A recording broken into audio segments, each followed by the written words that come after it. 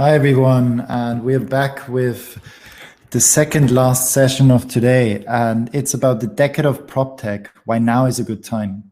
So PropTech has been hailed as the next big thing many times over the past decade, yet it's only last year that the sector saw its biggest investment ever. What does this mean for the industry, and why now might really be the time for PropTech? The first speaker I would like to introduce is Reshma Sohoni. Reshma is a managing partner of Seedcamp, the European seed fund she co-founded, and which has invested in over 300 companies, including UiPath, TransferWise, Revolut, and Hopin. Please welcome Reshma to the stage. Thanks so much. Hey, Reshma. And the next speaker is Stephanie Lin. She's a Senior Director of Business Strategy at Matterport, the leading virtual tour provider. Please welcome Stephanie. Hello, everyone. Hey. And then we have Sammy Pahal, who is the Managing Director of the UK PropTech Association, the voice of the UK PropTech industry at home and abroad. Please welcome Sammy.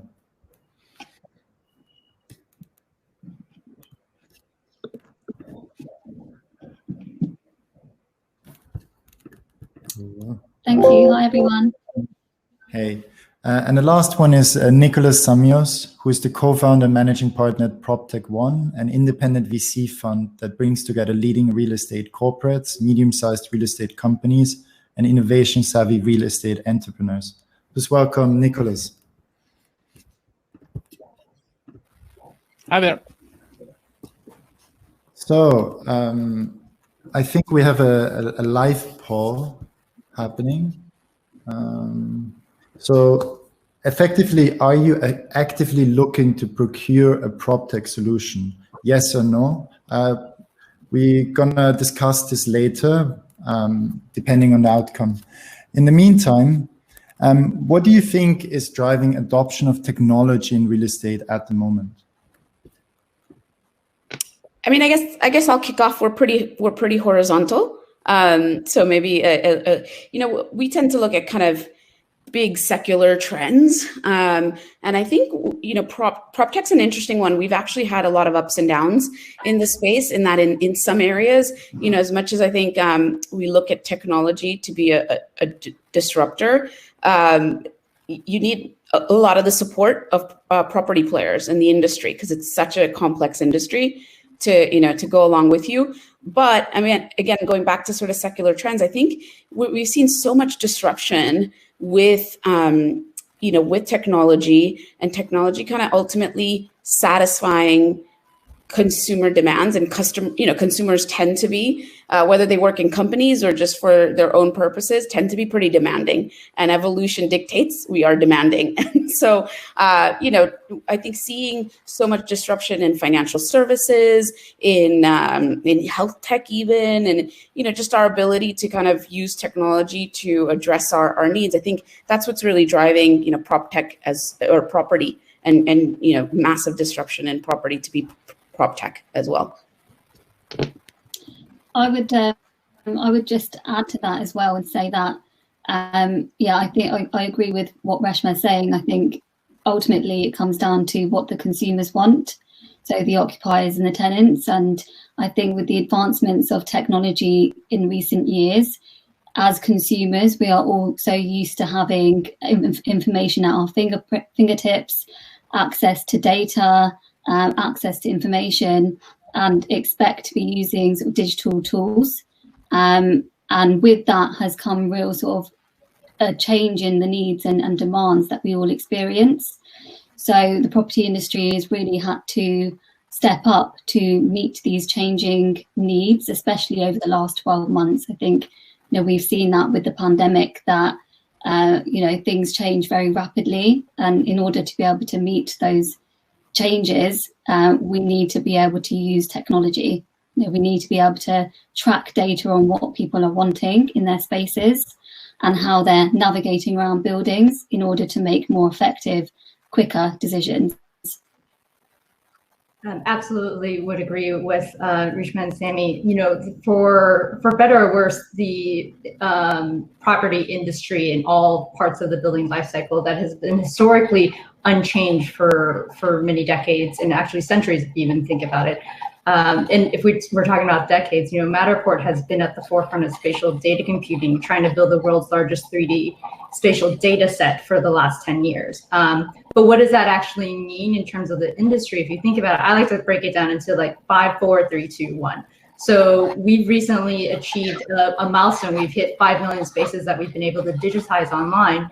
But how does that actually factor into the entire market, and where's the rest of the market? So the market right now, there's over 4 billion buildings worldwide, which total up to about $230 trillion, which is actually 3 times the estimated value of all global equities combined.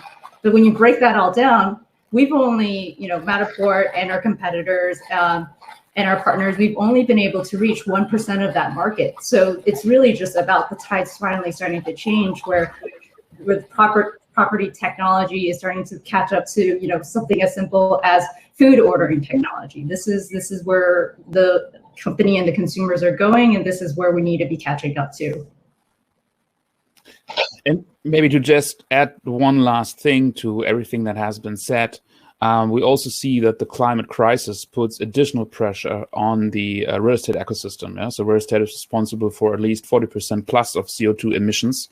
And so with every new legislation, every new Green Deal we have, or Green parties winning governments, stuff like that, that again increases the pressure, and there must be a transformation also to a more sustainable industry, both in construction, but also in the way how you operate existing real estate.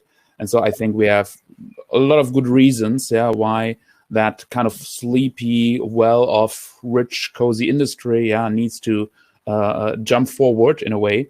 And so this is why I think that currently we're seeing kind of the second phase of Proptech in the market. So the first several years were maybe kind of the sunrise period. It was more kind of a playful phase. But I think we're now really hitting mainstream here. Yeah, I guess it could be very similar to finance and banking, right? Where, you know, there's certain companies like PayPal that have been very early on in the journey. And then, you know, like the whole industry never really took off until, you know, the financial crisis happened, 2008. And then there was a lot of new regulations introduced to make it easier for incumbents to actually play a role there. That's super interesting. So what do you think is like, what specific dominant trends do you think we can expect in PropTech in the next few years?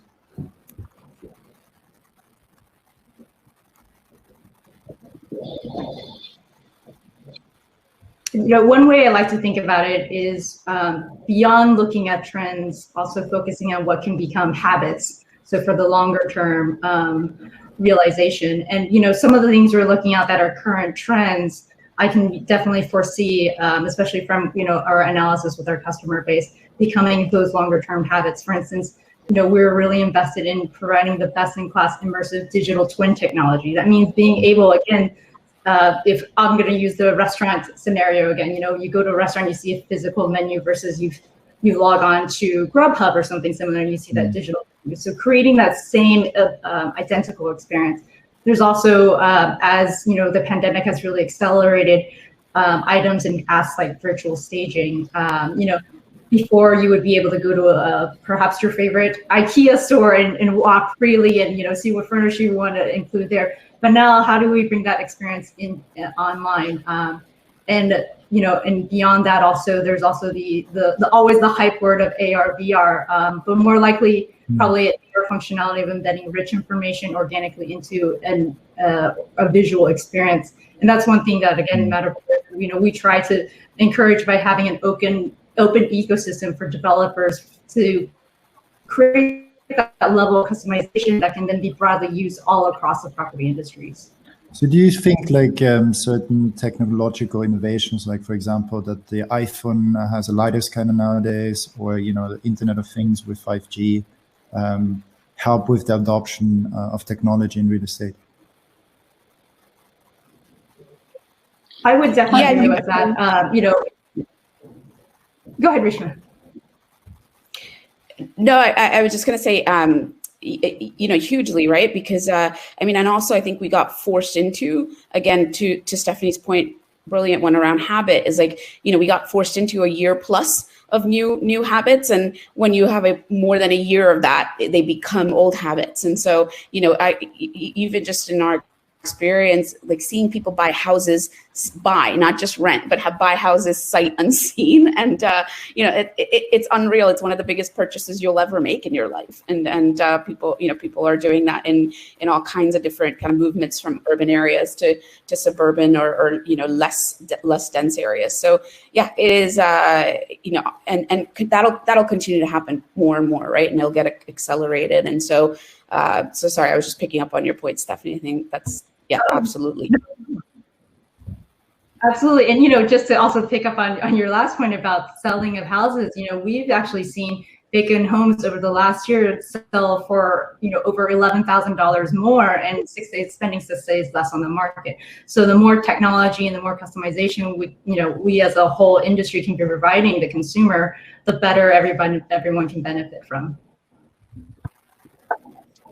Yeah, and I would just add to that and say that I think real-time data analytics is a key part of being able to provide that customer experience and adapting quickly. So particularly in the commercial world now, in offices, we need to be able to track how those buildings are being used in order to optimize the space, but also then to improve the optimization of the building itself as well, in terms of energy efficiency. That's already been mentioned that 40% of the carbon emissions comes from the built environment. So, I think being able to use that data to make improvements immediately is something that we're definitely seeing now as a trend in tech. Yeah, maybe Nikolas, what do you see as a reason why there is so little data available in real estate? I mean, for example, if I look at my home, right, there's no data available about the boiler, about the electricity usage, if my lights are on or off, what's inside of my fridge. Even, like smoke alarms or carbon monoxide alarms are not connected to any, internet device. I think it's basically the main reason is the industry didn't have to be very efficient over the last decades. It was possible to earn decent money that way, and it was never really optimized from the outside. It was also never really disrupted. So if you started real estate business 50 years ago and you didn't do super stupid things, you are very, very well off today. And so that's always kind of endangering kind of innovation. But these companies are getting disrupted maybe for the first time. Maybe because of the combination of the pandemic, changing customer behavior, new technology trends, sustainability, regulation coming on top and stuff like that. And as always, again, so like your fintech example, the good ones will now have a progressive agenda, and are open to change and understand change as an opportunity. Kind of the bad ones are sitting back and say, "Oh no, I will not change the way I've done business over the last 50 years." But these companies tend to kind of fall out of the market, in 5 to 10 years from now on. So we will see that disruptive change happening. Maybe not in the meaning that like an Amazon or an eBay or an Apple is now instantly disrupting real estate business. Maybe, but I don't think that's the major danger. The danger is simply that there is also a newer generation of real estate CEOs that is used to being online, that understands that technology, and that doesn't need an assistant to print out emails, because that's still kind of the status quo, at least at some companies. So Stephanie's nodding her head. She knows some of these guys. So as I said, so it's a combination of things, and the pandemic is a good catalyst in a way, to accept change. Change is needed now. And again, I think, sort of orthogonal is like, I was talking to someone about this panel before, and, you talked about sort of sustainability, both Nikolas and Sammy talked about it, is that there is such a pressure from climate change. And we've invested in a company called Silvera. And it's funny, I never quite thought of it as a prop tech company, but you could, because what Silvera does is, is help corporates assess what their carbon footprint is and really sort of quantify that. And, that will have changes because these are companies with literal land, land footprint. Is they will think a lot about what is, what's their business operations and how do they make certain decisions towards a more sustainable footprint, and that will have impact on property, right? And that's Proptech in a way. I mean, we're looking at a company looking at carbon capture in farms as well. I mean, that thinking again about farmland mass. I mean, I didn't think of it again as Proptech, but that's Proptech also. So, a lot of these, as you said, kind of coming from different angles that, I mean, they are ultimately, impacting land and usage and definitely the stresses of, ESG and the pressures of that have a massive impact in Proptech. How big do you think is remote work actually changing that landscape? So, I mean, one of the reasons I came to London was because, founders like Nikolas attracted top talent, right? But in the future, if a lot of companies like Hopin are just acting remote only or remote first, does this change the landscape for, how talent actually moves around the globe, as well as, what the impact is for real estate? Absolutely. So that's really massive. And I think we all saw the first press releases from companies like Salesforce.com and Spotify and whatever that said early in the pandemic, so we will go to a work from everywhere, unlimited, a paradigm. And so that seems to be a new role model. And so, of course, also the more boring companies like a Siemens or PwC or something, they also need to do something, because that's the Amazon next day delivery, or take money back, no questions asked philosophy. So if that's once in the market, the others have to do something there.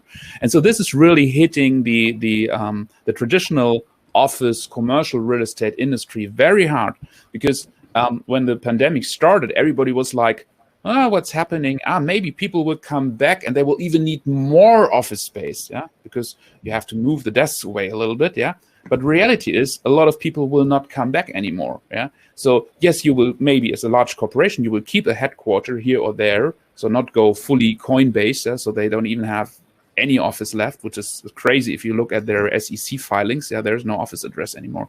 But so that's an extreme example. But a lot of companies will do kind of a hybrid arrangement. So it will be open to the employee if he wants to work from home or work from kind of a decentralized co-working location, or if he wants to book a desk at the HQ. And so this combination, so that's really powerful. And so I definitely believe that this has a very huge impact, on an asset class where everybody said decades before you can't lose money, but suddenly things are different. I would completely agree with that as well. Coming from two sides of my career path, I used to be I'm still a licensed architect, but used to purely focus on actually the design and creation of property, and now more focusing on the long-term life cycle. That you go from somewhere where traveling every 4 to 6 weeks to job sites to make sure that they were tracking on schedule, or even that the maintenance was up to par. And then now, to where everything has been remote. We've definitely at the company seen the usage of our platform skyrocket over the last year. And that's just because everyone's getting used to working remotely from their laptop, from the little screen, or maybe they have multiple screens, but really being able to access some of the insights that you used to not be able to see. If you travel to a job site, you could see the progress with your own eyes, but now you can capture that data and analyze that data via the platforms that are available out there because of the advancements of technology. And what this also then leads to is that super important ESG factor that we've all been talking about, which is you're limiting the travel, you're reducing all the carbon emissions, and also you're able to analyze the process so that it can be more efficient and wasting less materiality and generating less output. I would just add to that as well, and I think so certainly from our membership, we've seen a huge increase in Proptech solutions due to remote working, whether it's on the residential side with virtual viewing software, or on the commercial side with tenant engagement apps. Whilst the offices have remained fairly empty, those apps have been crucial to actually communicate with tenants. The landlords and property managers need to communicate the plans to go back to the office. the health and safety measures that they're going to be put in place. Those apps are now advancing so that you can then, when you are back in the office, you can make sure that you can still remain, socially distanced from other people. Or when you're there, you want to be able to collaborate with your team. I think that, in terms of remote working, there's still a need to go back into an office and interact with each other. I think most people enjoy that and, get value from it. But I think it's going to be a lot more purposeful when we do go back to the office. And that has then an impact on the way that the space is configured and the technology that's being used. No, I totally agree. So what segments within real estate do you think are next for disruption? I mean, Nikolas, you mentioned construction, and that is on one hand, one of the biggest causes for pollution, but on the other hand, it's still a very dated industry. Yeah, absolutely. So if you look at a construction site, most processes still look like 100 years before. And still also everything, all the tiny things are happening on site. So the amount of things that get prefabricated in a more efficient setting is still very low. And so, for example, here in Berlin, so we have these famous Plattenbau, so the Soviet style efficiency buildings, and that concept is like 100 years old. But these things are now kind of fancy again, because for ESG reasons, so we have the E, you have kind of thinking about material efficiency, for example, cradle to cradle, stuff like that. But you also have the S dimension. So most of the cities we live in are just too expensive for the average person there. So we need to be much more efficient how we use space. We need much more efficient how we build stuff, not just in the ecological dimension. So this is also, of course, a mega trend. And in all Western cities, you won't find a lot of areas where you can still build new buildings. It's also, again, renovating stuff, increasing the density of the existing real estate we have, which is an even much more complex task, because you have to work with the existing physical things there. So I think there are, as you asked, for kind of opportunities, there are tons of things to do in these dimensions, and construction especially is still kind of an analog nightmare. A lot of other areas already have been at least a little bit digitized. So startups and also investors that are brave enough also to touch these physical elements, because usually a VC shies away from anything that's kind of physical. They just want to put an app on the App Store and scale overnight. So that's not possible in these things. But if you're brave enough, and if you find a clever product there, it's great business.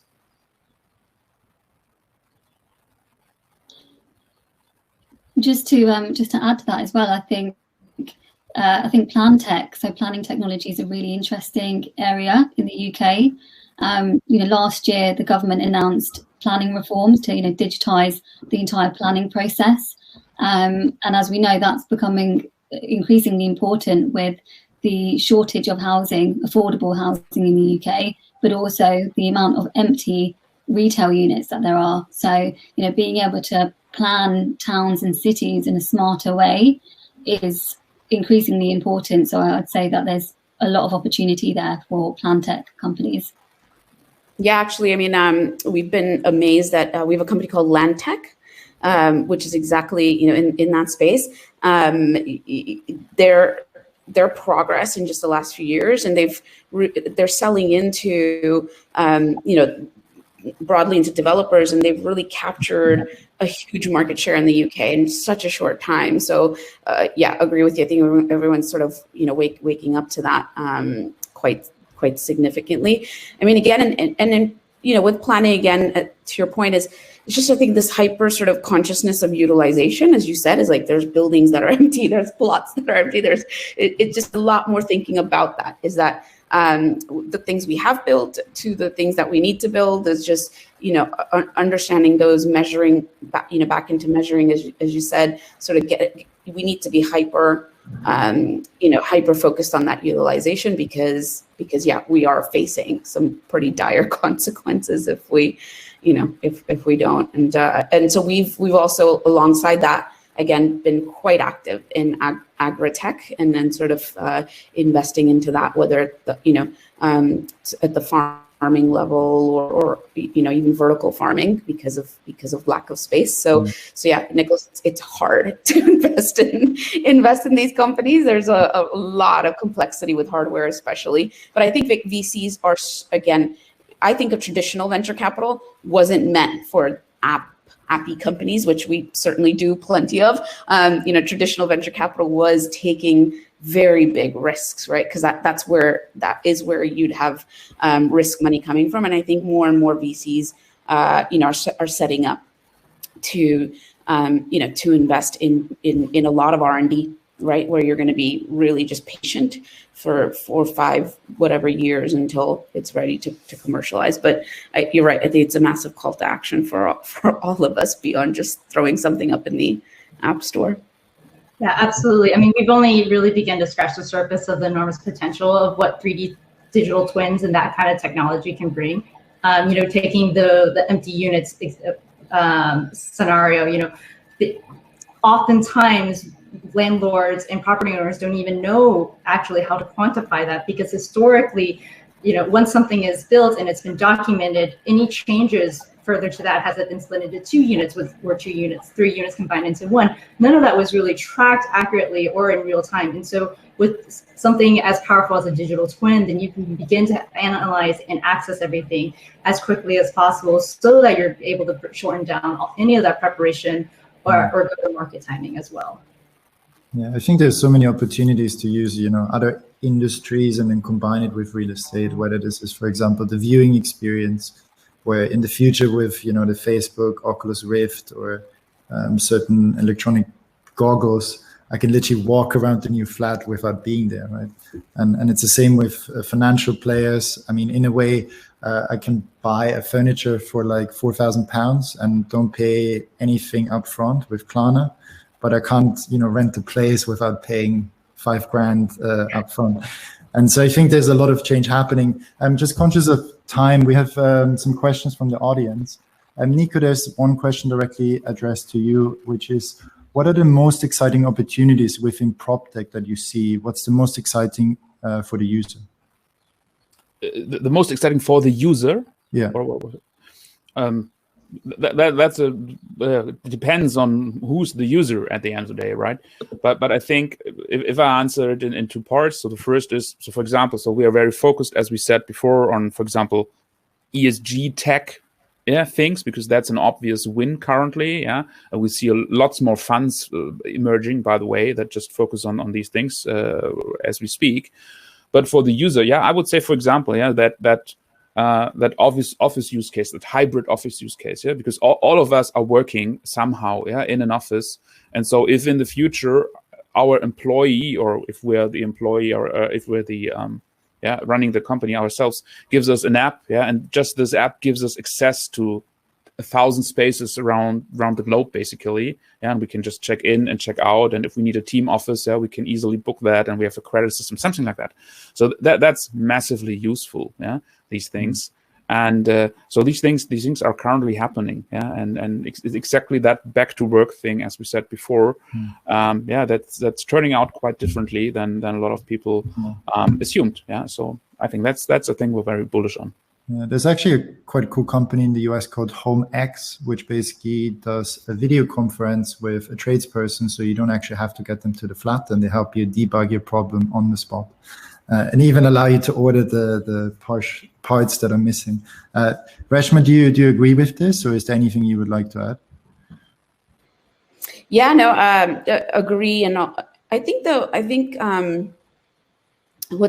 so we've passed on a few sort of companies recently around future of work, because I think the next couple of years, 5 years, are going to be challenging, because I think, picking up on Nikolas's point, is from before, a few companies did rush to say, you don't have to ever work from office again. And, and I know Google sort of backtracked a bit more. It's like, okay, you can do kind of like 5 days from home now. And so you see, so I think we are in for chaos you know, I put it badly, but opportunity again for I think maybe the audience is there is going to be chaos out there in this return. And again, different, you know, developed countries, developing country, vaccine, non-vaccine countries. I mean, we are in for a really interesting time. And so it's really, you know, it's been hard to pull the trigger because we look at companies satisfying kind of trends for 10, 20-year type of companies being built. And so we're having a hard time really predicting what at least the next 5 years is going to be, which will tell a lot about what the next, you know,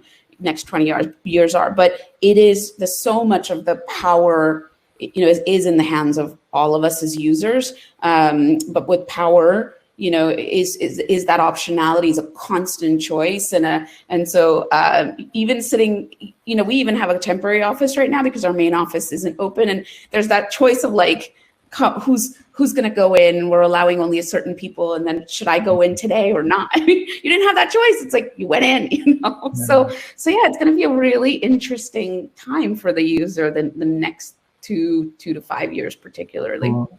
Reshma, there's one question. I missed the name of carbon footprint company you invested in. What was it again? Oh, we haven't actually. Okay. Hence, it's sort of stealth. So we're still working on it potentially. But I think carbon capture was the company, as in that's in the space. So yeah, so won't share that quite yet. Cool. And then we have one question around basically like over the last 20 years, portals disrupted newspaper publishers to deliver inquiries. Which PropTech innovation tools are next? How do you gain the market lead, for example, Rightmove? Well, I think I'm going to selfishly jump in here. You know, I think, again, you know, the immersive digital twin technology, being able to capture everything and then refer back to it at the push of a button at any time that you want. This is something that is really revolutionary. And on top of that, to have an open ecosystem to enable, you know, clear and easy access to all the APIs and SDKs for actually exactly that specific user customization, because every user will end up having a different need, but the needs are endless at this availability that we're seeing that the rest of the world is starting to come around to. That makes sense. And then let's go to the next question since we still have two. So data is the new gold. Aside from the huge value of the data PropTech companies create, what about that they consume? How easy, hard is it to get data in real estate? I think it's a big problem at the moment. I think everyone that collects data you know, is quite protective over it. I think that's one of the biggest barriers at the moment in terms of accessibility is who actually owns the data. And I don't think that question has really been answered just yet. So I think once we can get to the point where we can anonymize the data a bit more effectively and share and, you know, increase the willingness to share data, I think we're really going to struggle as an industry because so much data is being collected. I think we all know that, you know, the technology is there, it's collecting that data, but it's just held within companies at the moment in silos. There are changes to that. There are things that are driving changes. So the unique property reference number that has been created, that should provide a way to link various data sets together, which can then have an impact on so many different parts of the property industry. So even the transaction process, so buying and selling of property, if you can link all of that data and have access to that upfront, then we can go from having a process that could take, you know, 6 months on average. You know, I'm in the process of buying and it's been over 6 months, so I know the pain, but it can go from that to days, really, if we can get access to that data up front. Yeah. So there is so much value, but I think so much barrier at the moment. Speaking of getting data, so just a word of caution. So a lot of startups or founders assume that you build a great artificial intelligence engine, algorithm, whatever, and then you go to that large real estate firm and says, I want to connect to your big central Oracle database where everything is stored, something like that, right? Because I have a cool machine and it helps you to whatever, optimize your yield. reality is nobody has that central database. Yeah, so we're still in the first inning of digitization. So we invested in 2 companies. One of the companies is just digitizing kind of contracts. So they literally have a unit that scans contracts, and the other one is working with floor plans. And also their reality is if you get a job from a large asset owner, the majority of the floor plans is still somewhere in the basement, and it's like this size, and you have to have a special scanner for that. And then you can start, to work with something like a digital twin or something, but the beginning is super clumsy, So it's really the first inning of digitization. So that will be done, in some years. But already something like let's say a Dropbox for asset managers is already a valuable product right now. It's like, it feels sometimes like 1980 more or less in IT standards. A lot of basic stuff still needs to be done, to have a consistent data set, and then you can start to do something with it. No, I totally agree. It's actually, for example, there's one simple use case where I think, the data that is actually available in the market could really improve the user experience. And it's the data that deposit schemes collect, right? If you think about, like, every time you rent a place, you have to go through this stupid process of, connecting your bank accounts, proving that you actually have an income, that you're a good tenant. And like all these data is already available directly at the deposit scheme, right? They know, for example, how much issues have been caused in the past, but it's not available to anybody that does a reference check. And so I think there's so much opportunity with data sharing and so on. Just conscious of time, it was really nice to have you here. We're a bit overrun. Thank you so much, Nikolas, Reshma, Sammy, and Stephanie. Super interesting to hear your insights in the market and also your experience. And we'll be back in 5 minutes with our last session about the regulation property rentals, tedious bureaucracy, or the best way to protect tenants. Thanks. See you soon. Thanks. Thank you. Bye-bye.